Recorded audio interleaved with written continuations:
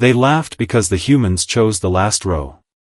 The sound spread through the grand assembly chamber like a ripple across still water, sharp clicks from insectoid mandibles, deep rumbling growls from towering reptilian delegates, and melodic whistles from crystalline beings who had long ago mistaken arrogance for wisdom. Thousands of representatives from across the galactic concord filled the colossal amphitheater, each seated according to the prestige of their civilization. The oldest empires occupied the front beneath pillars of glowing white crystal. The wealthiest species rested on floating platforms wrapped in shimmering energy. The military powers displayed polished armor and banners woven from living light. And in the very last row sat humanity. No banners. No extravagant uniforms. No displays of power. Only a handful of men and women dressed in plain black diplomatic attire, their expressions unreadable beneath the pale glow of the chamber's artificial stars. They neither responded to the laughter nor acknowledged the whispers flowing around them like poisonous smoke. They've accepted their place. So this is what remains of the famous Terrans. They're finally learning humility. The words drifted through the translation network, reaching every delegate in every language. They were meant to humiliate. Instead, the humans listened in silence.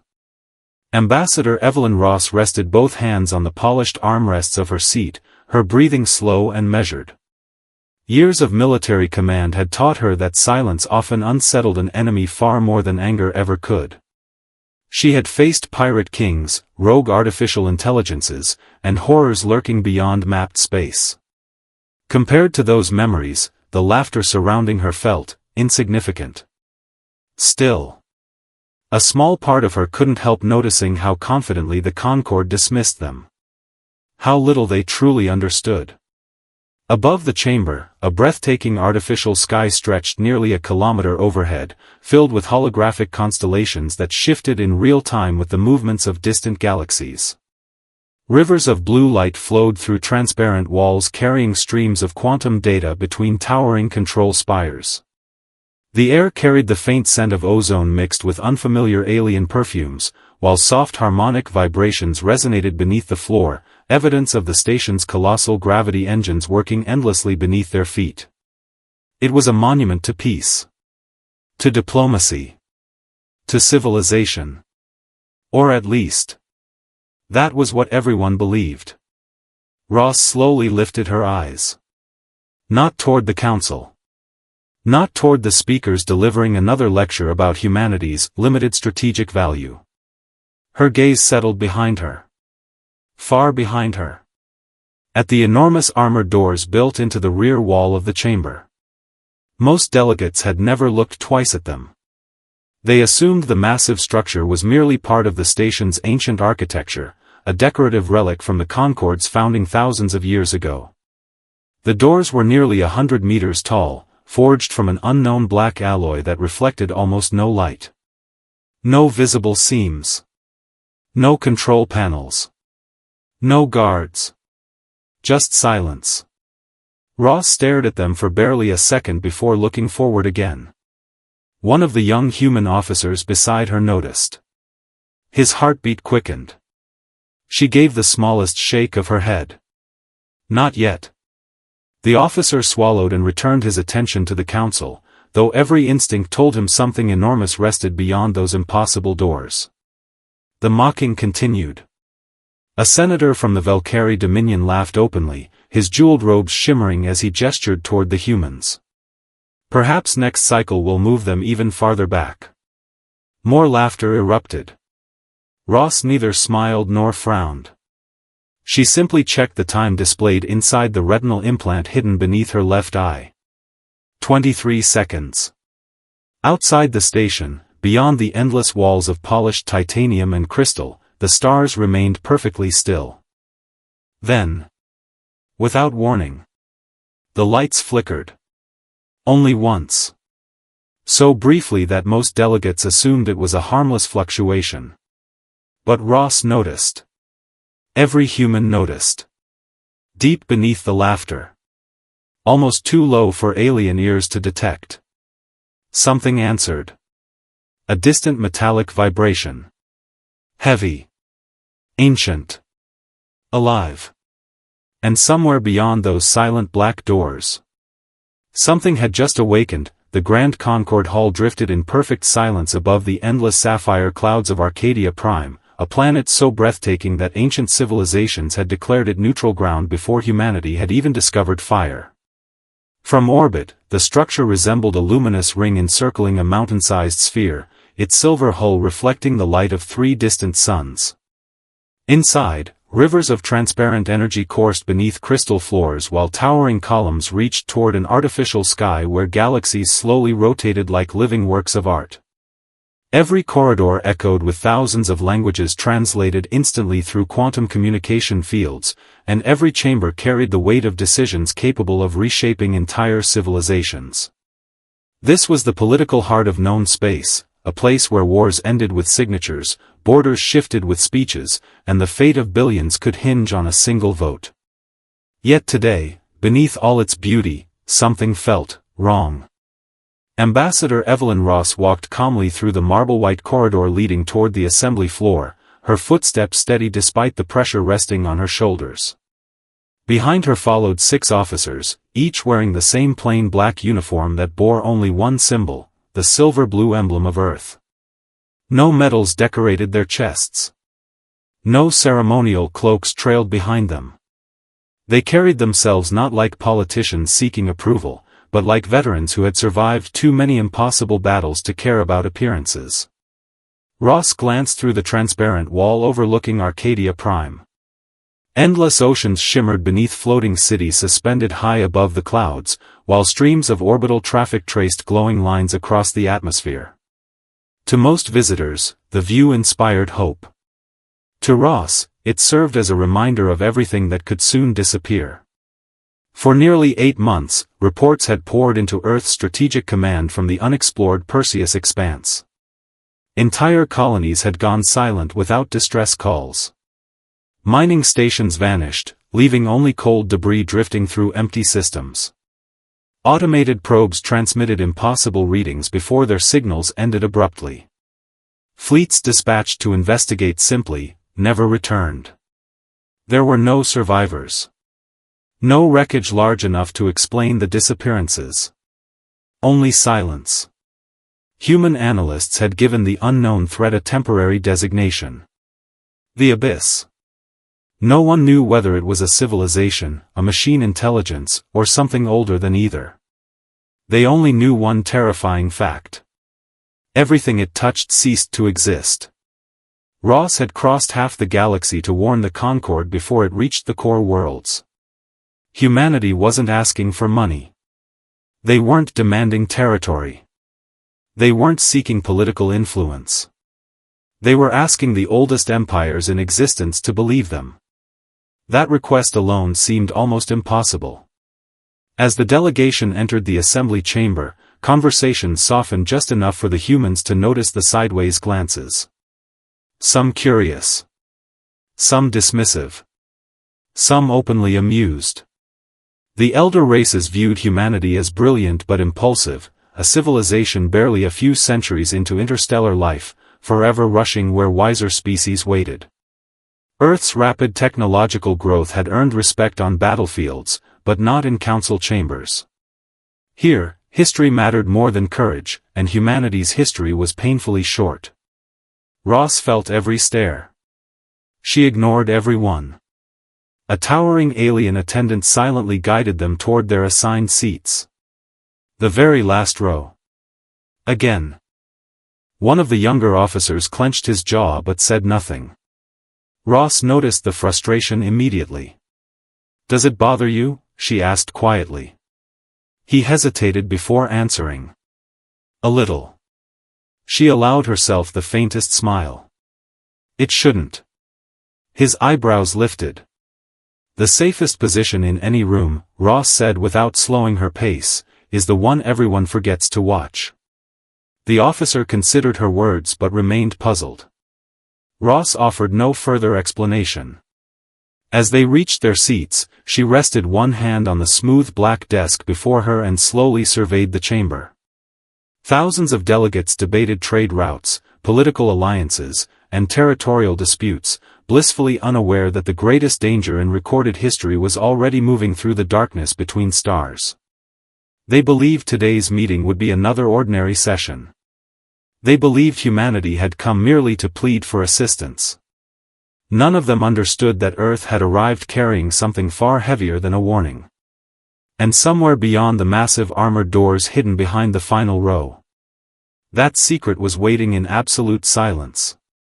The first tremor was so faint that most of the delegates mistook it for the station's immense gravity engines adjusting their balance. A barely noticeable vibration. A soft hum beneath polished crystal floors. Then it came again. Longer this time. Deeper. The elegant glasses resting on diplomatic tables began to ripple. Suspended chandeliers of living crystal swayed ever so slightly, scattering fractured rainbows across the vast chamber. Conversations slowed as thousands of alien eyes lifted toward the towering dome overhead. Somewhere within the endless corridors of the Grand Concord Hall, emergency bulkheads shifted with a metallic groan that echoed through the structure like the distant heartbeat of some colossal beast. Ambassador Evelyn Ross didn't flinch. She had been waiting for this. Across the chamber, members of the ruling council exchanged uncertain glances. Confusion spread faster than panic. After all, Arcadia Prime's orbital station had stood untouched for nearly 4,000 years. Its systems were flawless. Its defenses were considered invincible. Nothing was supposed to shake the Concorde. A sharp electronic tone suddenly pierced the silence. Then another. Within seconds, hundreds of holographic displays burst into existence above the delegates' desks. Red warning symbols flashed violently through every known language as tactical projections filled the air. Unidentified fleet detected. The room erupted. Military commanders barked questions into quantum communicators. Political leaders demanded clarification. Security officers sprinted toward command terminals lining the chamber walls. High above them, the artificial sky dissolved into a massive tactical projection showing Arcadia Prime from orbit. Thousands of civilian satellites blinked peacefully against the darkness of space. Then, one by one, they vanished. Not exploded. Not disabled. Simply erased from the display. Entire defense platforms disappeared seconds later. The station's outer sensor grid collapsed in expanding circles, each blackout racing toward the planet with terrifying speed. A communications officer's voice echoed across the emergency network, trembling despite years of professional discipline. Orbital Fortress 12 has gone silent. Another interruption. Fortress 9 no longer responding. Then another. We've lost contact with the second defensive ring. Every report arrived faster than the last. Entire fleets, gone. Without distress calls. Without battle telemetry. Without survivors. The enormous tactical map became a graveyard of extinguished lights. A cold silence settled over the chamber. Even the species that had conquered galaxies stared in disbelief. Ross watched the projection with steady eyes. Exactly as Earth's analysts had predicted. The abyss never announced itself. It simply consumed. A towering reptilian admiral slammed both fists onto his command console. Deploy the Imperial Vanguard immediately. A crystalline strategist interrupted. Negative. We require confirmation before committing our reserves. Confirmation, another commander roared. Our defenses are disappearing. The debate intensified almost instantly. Centuries of political rivalry resurfaced in the worst possible moment. Ancient alliances questioned one another. Military jurisdictions overlapped. No empire wanted another to assume command. Every second spent arguing cost another station. Another fleet. Another world. Ross closed her eyes briefly. This was exactly why humanity had come. Not because the Concorde lacked power. But because power meant nothing without unity. Beside her, Lieutenant Daniel Hayes leaned closer, his voice barely audible. "It's happening faster than the simulations." Ross gave the smallest nod. "I know." He swallowed hard. "Should we tell them?" Her eyes remained fixed on the disappearing stars. "They already know." Another section of the tactical display blinked out. The darkness wasn't expanding randomly. It was advancing. Purposefully. Systematically. Like a predator walking through a flock that couldn't yet accept it was being hunted. Suddenly the chamber lights dimmed. Backup power engaged. For the first time in living memory, the Grand Concord Hall lost primary energy. Gasps echoed from every direction. Even the oldest delegates had never witnessed such a failure. Then, a transmission broke through the chaos. Not from the Council. Not from Planetary Command. From the outermost listening station positioned beyond the edge of civilized space. The signal was weak. Broken. Covered in static. A frightened voice whispered only 4 words before the feed dissolved forever. "They're already here." Silence. Absolute silence. No one spoke. No one moved. The laughter that had filled the chamber only minutes earlier had completely vanished. And somewhere behind the final row, beyond the enormous black armored doors that no delegate had questioned for centuries, a second metallic vibration rolled through the station. This time, it was impossible to ignore. The chamber had fallen into a silence so complete that even the station's ancient ventilation system seemed afraid to breathe.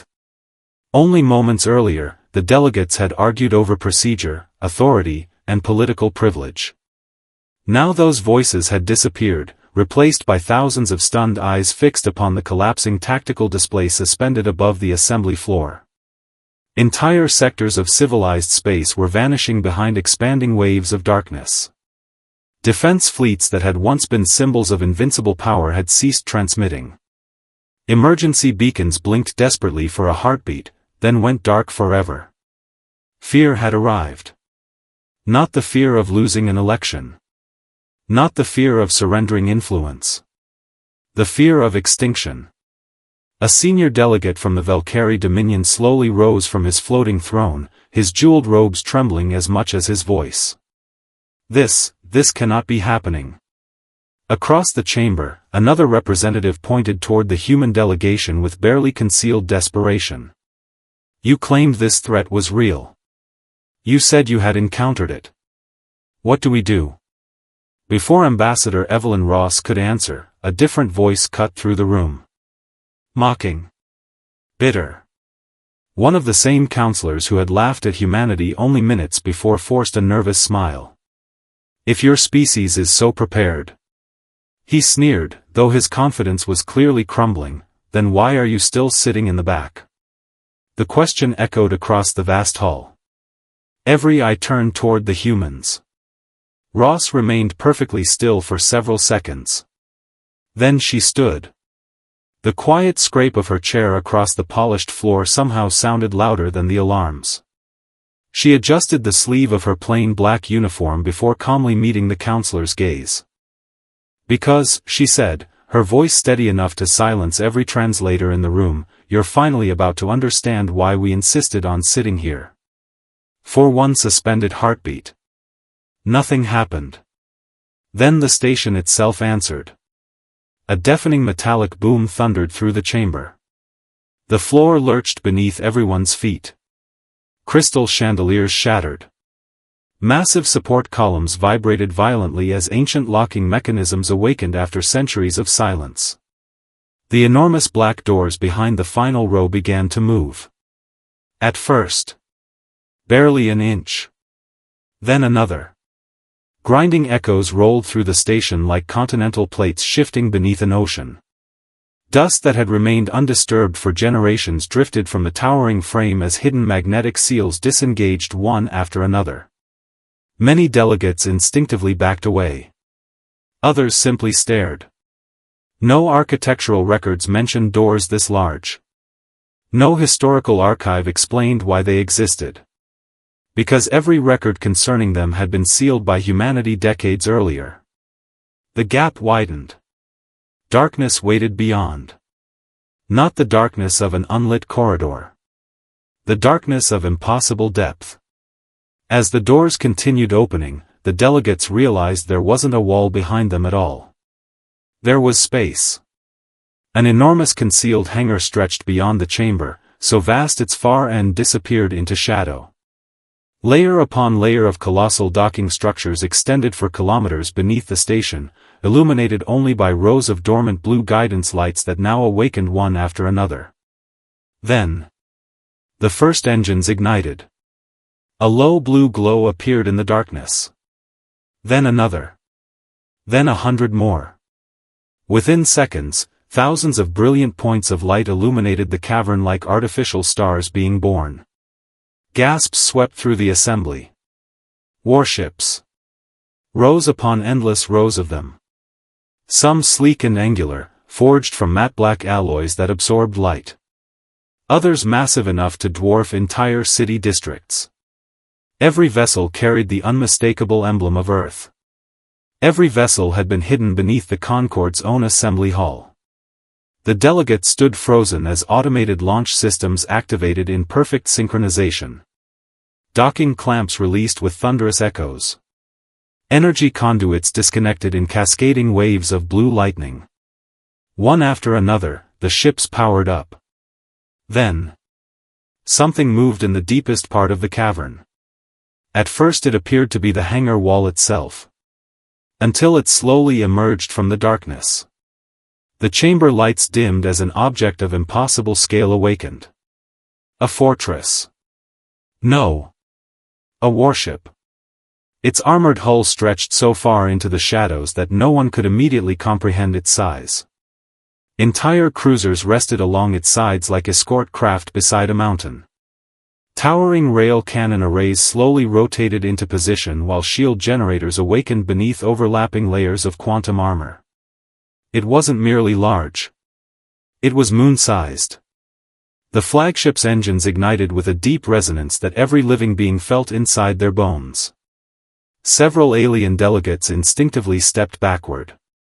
Others fell to their knees.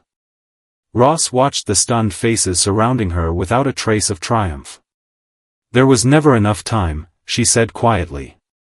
So while the galaxy debated peace, her eyes followed the awakening fleet. Humanity prepared for the day peace would fail. And with that, the first hidden warship surged from the colossal hangar into open space, followed by another. And another. Until the darkness behind the humans became an endless river of steel sailing toward war. The first human warship cleared the hidden hangar with the force of a thunderstorm breaking across the stars. Then came another. And another. Within seconds, the empty space surrounding Arcadia Prime transformed into a living ocean of steel. Thousands of concealed vessels surged from the colossal chamber hidden behind the Concorde Hall, each accelerating in flawless formation as if they had rehearsed this moment for decades. Sleek destroyers slipped silently between massive carriers. Heavy dreadnoughts rotated into defensive positions, their armored hulls glowing with the faint blue shimmer of charged shield arrays. Autonomous drone swarms poured from launch bays like flocks of metallic birds, spreading across the battlefield before disappearing into the darkness ahead. From the observation dome, every delegate watched in stunned silence. Humanity hadn't hidden a fleet. They had hidden an entire war. A calm voice echoed across every military frequency. Task Force Aegis, commence Phase 1. No shouting. No panic. Only discipline. The command came from Admiral Marcus Hale aboard Earth's flagship Resolute, the moon-sized fortress that now drifted between Arcadia Prime and the approaching void. Its immense silhouette eclipsed entire sections of the starfield, while thousands of weapon batteries emerged from armored recesses with deliberate precision. Then the enemy appeared. Not as individual ships. As darkness. A black tide poured from fractured hyperspace, swallowing starlight itself. Countless alien constructs drifted forward without formation, without visible engines, without communication.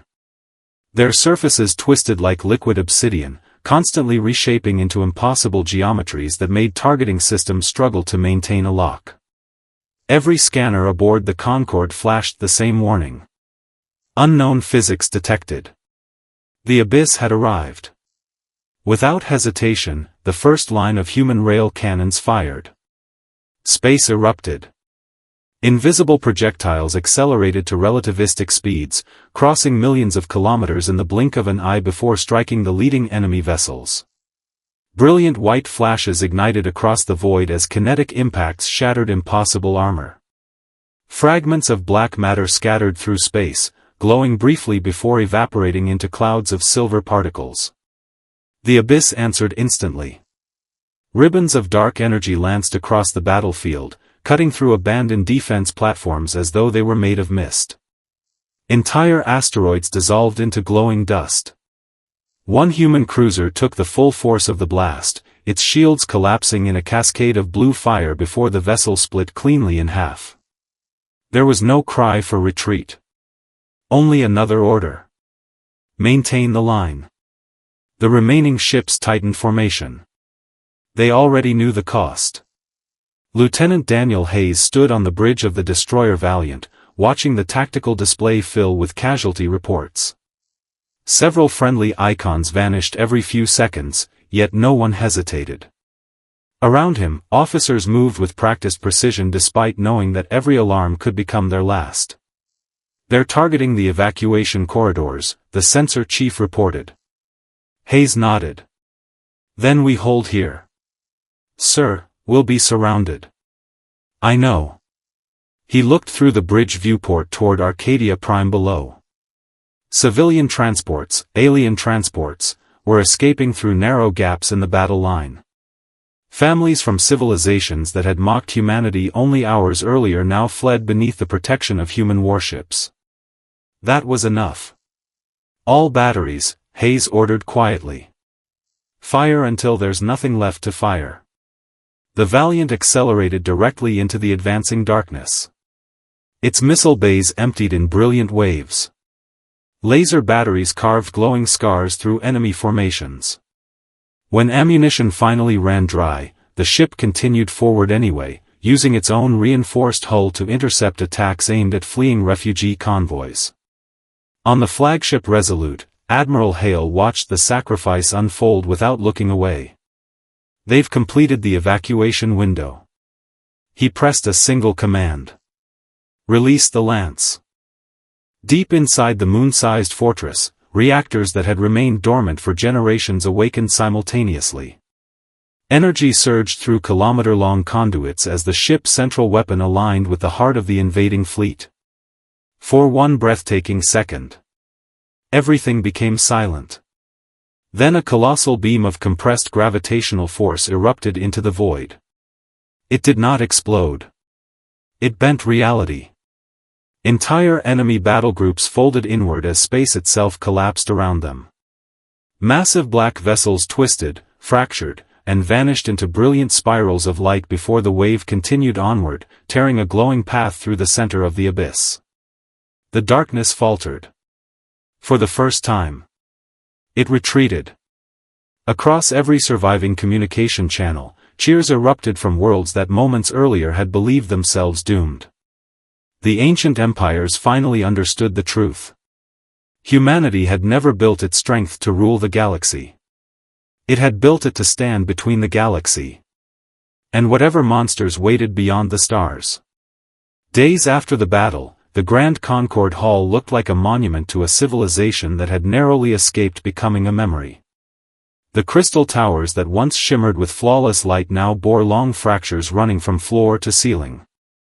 Emergency drones floated silently through the vast chamber, repairing scorched walls where shockwaves had cracked ancient alloys thought to be indestructible. The great holographic ceiling no longer displayed colorful trade routes and diplomatic celebrations. Instead, it projected the names of the worlds that had survived, and those that had not. Entire constellations blinked softly in muted gray, each one representing a colony that would never answer another transmission. The laughter that had once echoed through the hall was gone. In its place, silence. Not the silence of fear. The silence of remembrance. Delegates from every surviving civilization slowly entered the chamber without their ceremonial music or elaborate escorts. Proud military commanders walked beside humble relief workers. Emperors stood shoulder to shoulder with species they had once considered beneath them. Titles no longer mattered. Rank no longer mattered. Every face carried the same expression, the quiet exhaustion of those who had looked into extinction and somehow lived to tell the story. Near the final row, something had changed. The seats once occupied by the human delegation remained empty. Folded neatly across each chair rested a simple black banner embroidered with Earth's silver-blue emblem. No grand statues honored the fallen. No glowing monuments reached toward the ceiling. Only those empty seats, waiting in solemn silence for men and women who would never return from the stars. Many delegates paused before them. Some bowed.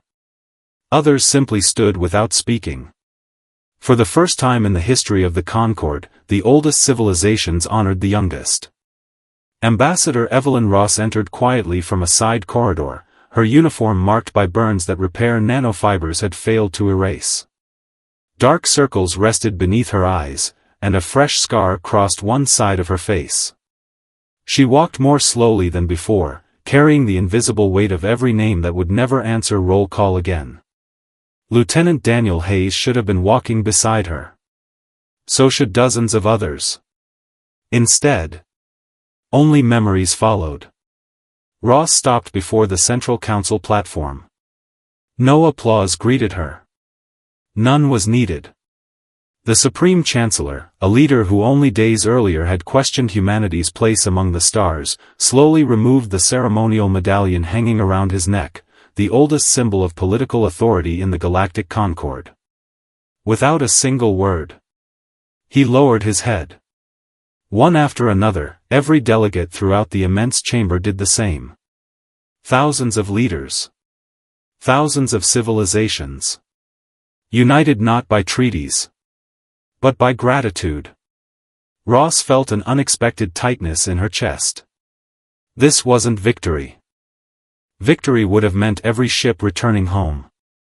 Victory would have meant Lieutenant Hayes laughing somewhere aboard the Valiant instead of drifting forever among silent stars. Humanity had not won. Humanity had simply refused to let everyone else lose. She looked toward the enormous armored doors at the rear of the chamber. They stood open now. Beyond them, the colossal hidden hangar was no longer a secret. Maintenance crews moved quietly between damaged dreadnoughts while engineers repaired scarred hulls bearing the marks of impossible battles. The moon-sized flagship Resolute rested in the darkness beyond, battered but still standing, its armor blackened by fire yet unbroken. Ross allowed herself the smallest smile. Not because the fleet had survived. Because hope had. A young delegate from one of the newest member civilizations hesitated before approaching her. His voice was barely above a whisper. Ambassador. She turned. Why did humanity hide all of this for so long? Ross looked past him, through the open doors, toward the countless warships resting in silent formation. Then she answered with the same calm certainty that had carried her through the darkest hours of the battle. Because the greatest weapon is the one no one ever has to use. The young delegate nodded thoughtfully.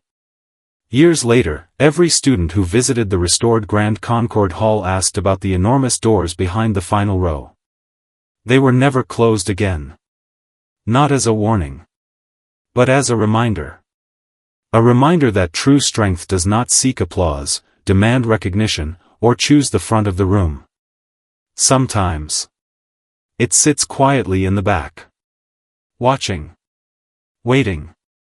Ready to stand between the light and the darkness that comes for it.